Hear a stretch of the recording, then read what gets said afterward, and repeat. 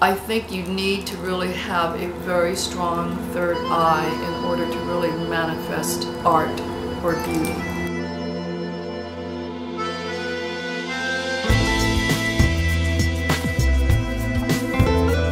Hi, my name is Sue Wong and I'm a fashion designer.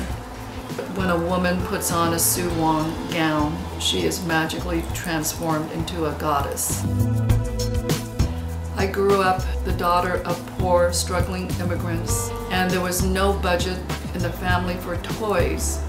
So from the age of 7 on, I remember living in my own fantasy world and creating my own paper dolls where I would design these very lavish fantasy wardrobes for them. So that's my first interest in fashion, but I knew that I was really born an artist. I really found my métier. It's a creative passion that I enjoy because I'm challenged every single season. I'm standing naked every single season.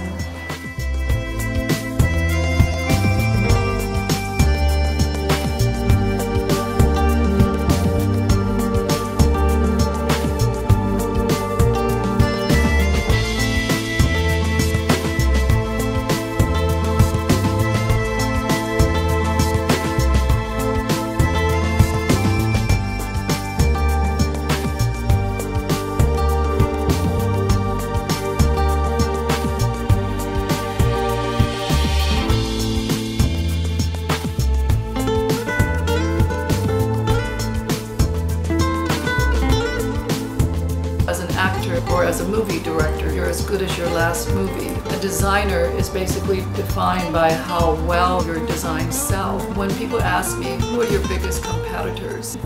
My competition is always myself. I'm really a perfectionist and I love what I do. I've always had a big creative fire, and I think the venue of fashion really feeds that creative fire very well. People don't realize this, but my output is probably 1,500 designs or more a year.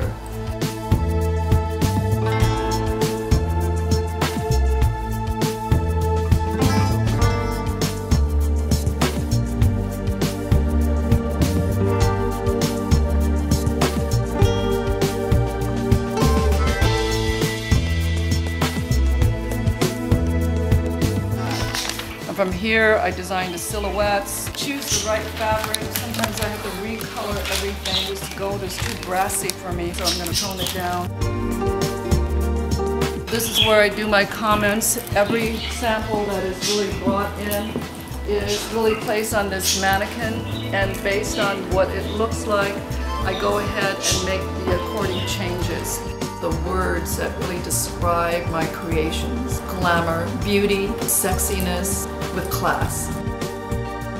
Another way to describe it, nostalgic glamour. There's always a hint of nostalgia because I love vintage style.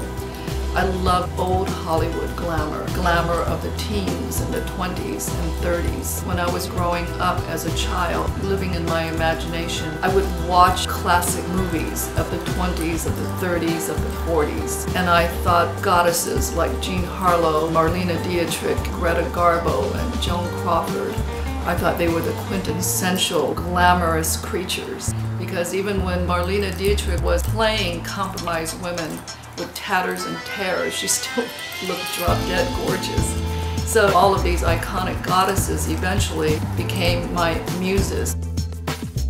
This is the advice that I can give to a young aspiring designer. Don't think that the business of fashion is all glamour. It's a lot of hard work. The success that I have right now, which is really how I built this company, there's a lot of blood, sweat, and tears. There have been times where I've been completely exasperated, decried my fate, and felt like giving up. But the fighter and the warrior within me said, no, you have to hang on to your vision, but you have to be tenacious and you have to be courageous enough to really follow your dream. But the Lord helped those who really help themselves. If you want something badly enough, you have to really put the energy out there and make it happen. You really have to put your vision and hold it in your third eye. Everything that I do, I do from here because I'm a total creative intuitive. I really have never been formally trained in anything that I do. And I can do a lot more than just fashion design.